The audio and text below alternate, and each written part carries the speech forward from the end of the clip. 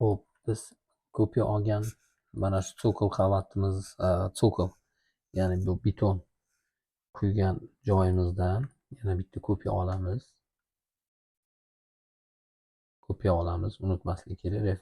Instance emas, reference emas, ko'pya olamiz va Alt Q tugmasini bosamiz.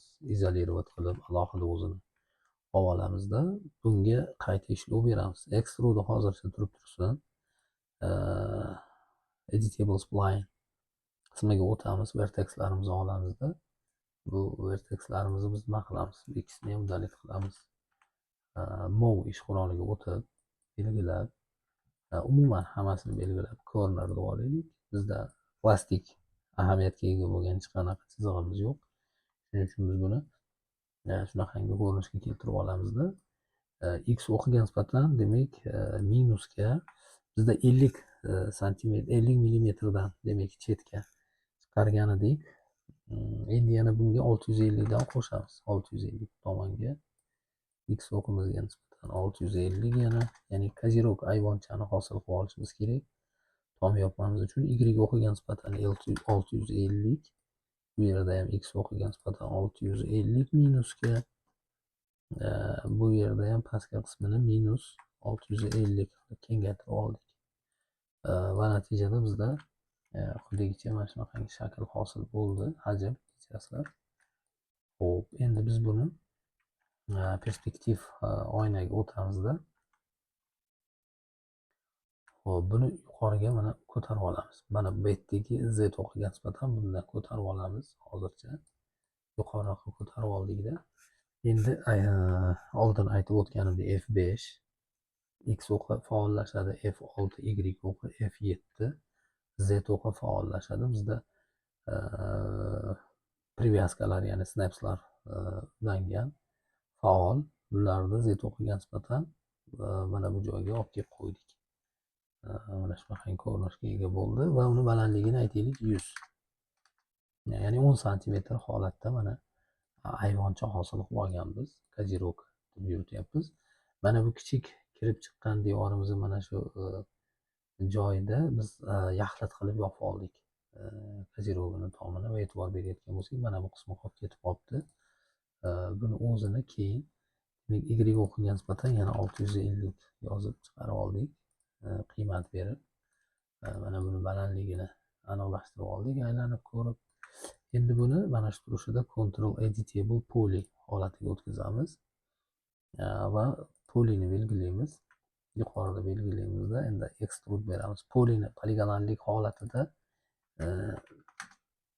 kechirasiz 2400 40 balandlikda, demak biz buni shunaqangi holatga ko'tarib oldik. Endi biz buni markazlari bo'ylab yuzalarimizni bo'lib olishimiz kerak bo'ladi. To'q ko'rinishga o'tamiz. Yuqoridan ko'rinishga extrude bo'ldi. Okey. Tepadan ko'rinishga o'tamiz. Привязкаlarimiz yoqilgan va pastki qismidan Quick Slice tugmasi yordamida biz buni markazidan qirqib olamiz. Uning uchun biz diagonaliga buni qirqib olishimiz kerak bo'ladi. Keyin bizga markazni ko'rsatadi bu yerda. F2 tugmasini bosadigan bo'lsak, izolировать qilib olaylik-da. Ikki tugmasini bosamiz, ya'ni edge yordamida mana bu ortiqcha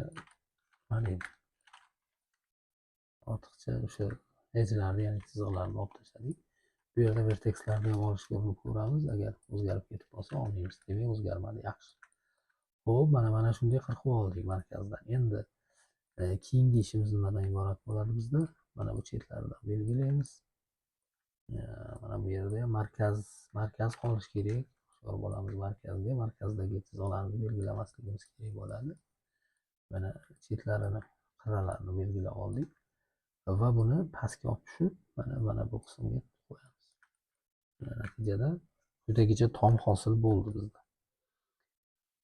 Xo'p. Keyingi vazifamiz nimadan iborat? Aylanani olamiz. Aylanani bizga zo'r, yaxshi yordam beradi bu. Mana aylanani chizib oldik. Mana bu yergacha radiusini berib oldik. Endi tomni belgilaymiz. Aylanamiz topdi. Vertex qismiga o'tamiz. Y o'qiga nisbatan biz buni aylanani markaziga olib kelib qo'yamiz. Va aylanamizni bu yerdan uddalit qilib olamiz. Endi bu tomonga o'tamiz. Bu tomonda ham xuddi shu amalni bajaramiz. Bu yerda shapes bo'limidan circle'ni oldik. Mana bu yerda ham chizib oldik. Belgilaymiz bir. Demak, x o'qiga nisbatan olib kelib buni ham joyladik. Va aylanani uddalit qilib oldik. Shunda bizda mana ko'rinishdagi tom hosil bo'ldi. Belgilaymiz. Poliga o'tamiz. Hammasini belgilaymiz. F2 tugmasini bosamiz. F2 bizda mana yuzalarni qizil yoki boshqa bir holatda ko'rinishini ta'minlab beradi. Va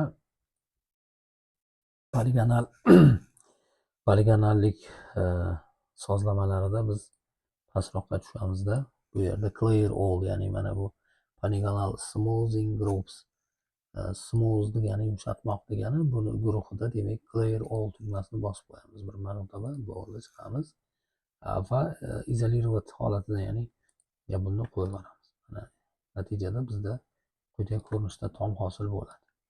Hozircha sodda ko'rinishdagi tom yopmamiz shundan iborat.